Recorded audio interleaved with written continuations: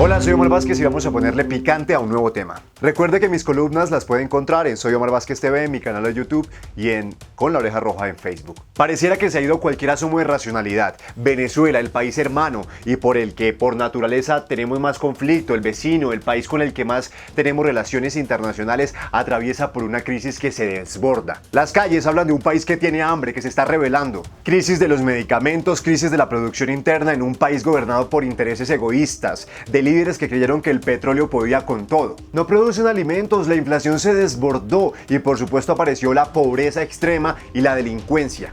Las condiciones de vida son indignas, el periodismo es censurado, los canales de televisión son cerrados y gran parte del pueblo ha sido domado, con la excusa del intervencionismo yanqui. Bueno, también con mercaditos y subsidios. Ojo, tienen la inflación más alta en su país desde 1950 y la más alta en este momento en el mundo. El exprópiese acabó con cualquier asomo de productividad en Venezuela y de creación de empresa privada. No es competitivo, nadie quiere montar empresa en Venezuela. ¿Quién va a querer invertir en un país que huele a desastre? Y mucho menos quién va a creer en un gobierno que es cómplice del terrorismo mundial, que alberga etarras en su territorio, como también lo hizo con miembros del grupo de las FARC. Un país donde los niños están desnutridos, donde los pesos y las tallas de esos niños se reducen tanto como el cerebro de Maduro. El panorama no podría ser peor. Algunos internacionalistas ya hablan de golpes de Estado y otros opinan que en Venezuela se está gestando ya una guerra civil. Terroristas los que se atreven a pensar en eso, en un país donde hay gente buena de lado y lado que han sido desde antaño manipulados. Un proyecto socialista que se cayó. Sí, chamo, se cayó. Chávez y sus subsidios pudieron tener muy buenas intenciones, pero señores, los estados y las economías no funcionan así. El país se fue a la mierda.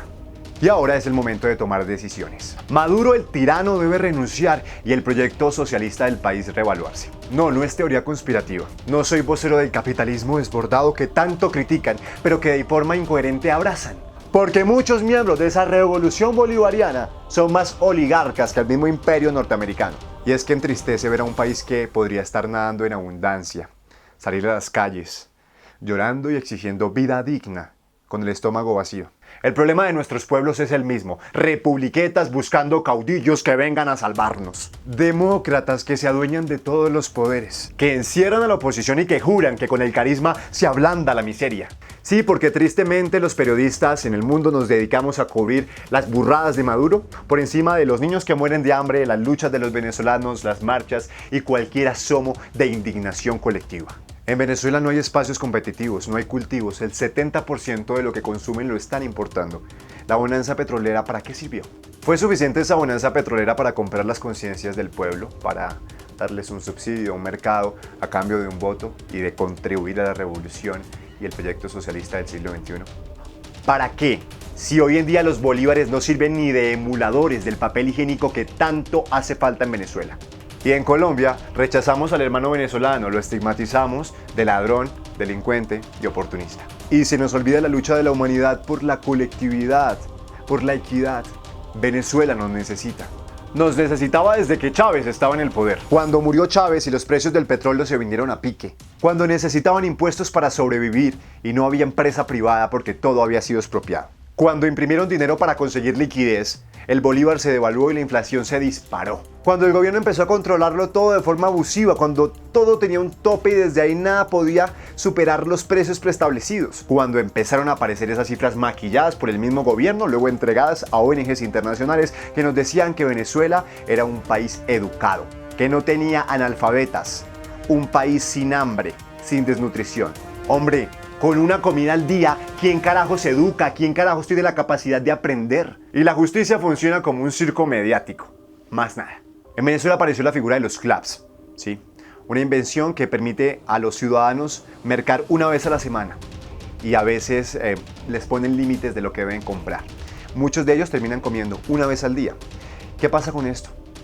¿Quién tiene el ojo sobre esto? Sobre ciudadanos que hacen filas y pierden horas de trabajo, horas de ocio, horas de sueños. ¿A quién le importa? Estamos en la Latinoamérica permisiva, que tomó la decisión más cobarde, no opinar.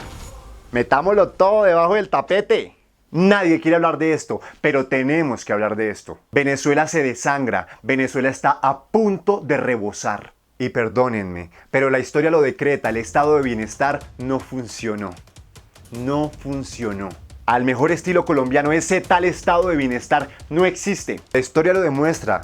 Suena muy bonito en teoría, un estado que protege a sus ciudadanos, que les da educación, que les da salud.